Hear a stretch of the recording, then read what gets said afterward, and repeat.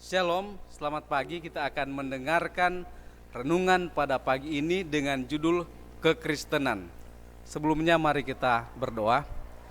Bapa di sorga, urapi hambamu dengan kuasa Roh Kudus-Mu supaya boleh menyampaikan kebenaran firman Tuhan. Ampun dosa kami, dalam nama Yesus Juru Selamat kami, amin. Ayat firman Tuhan terdapat dalam Kisah pasal 11 ayat yang ke-26. Firman Tuhan, mereka tinggal bersama-sama dengan jemaat itu 1 tahun lamanya, sambil mengajar banyak orang. Di Antiokialah murid-murid itu untuk pertama kalinya disebut Kristen. Saudaraku yang kasih, di Antioquia murid pertama-tama disebut Kristen.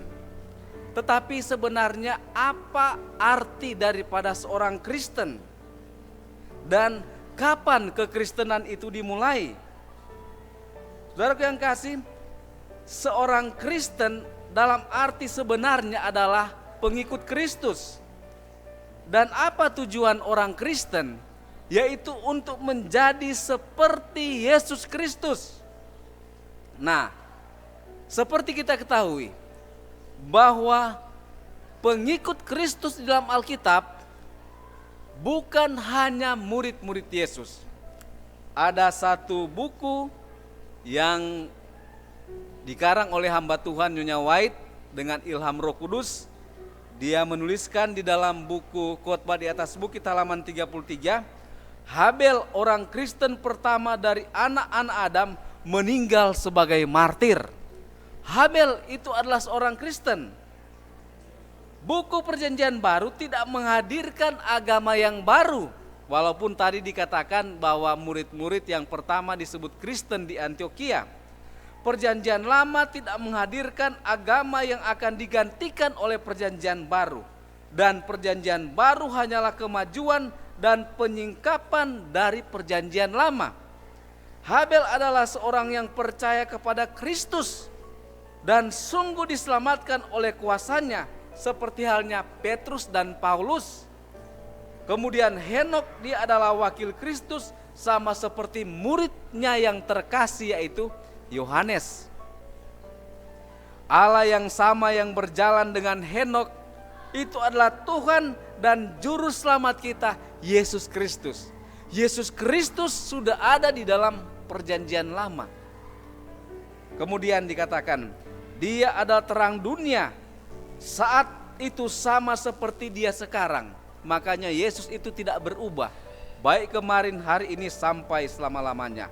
Mereka yang hidup pada waktu itu, mereka bukannya tanpa guru yang mengajar mereka di jalan kehidupan. Karena Nuh, Henok adalah orang Kristen. Saudaraku yang kasih, menjadi seorang Kristen adalah menjadi serupa dengan Kristus dalam tabiatnya.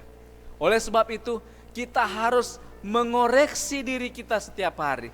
Kita harus berdoa setiap hari. Apakah kehidupan kita sudah selaras dengan kehidupan Kristus? Kehidupan Kristus.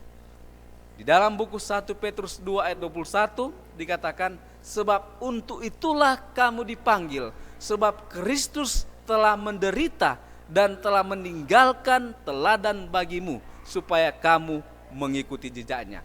Pada saat ini, mari kita berdoa dengan kuasa Roh Kudus, supaya kita menjadi pengikut Kristus, menjadi seorang Kristen, menjadi suci di dalam pikiran, perkataan, dan perbuatan kita. Dengan demikian, tabiat kita akan menjadi serupa dengan tabiat Kristus. Dan pada waktu Tuhan datang pada kali yang kedua, pada waktu Yesus datang pada kali yang kedua, maka kita akan mewarisi kerajaan yang Dia sudah janjikan. Kiranya Tuhan memberkati kita dalam nama Yesus. Amin.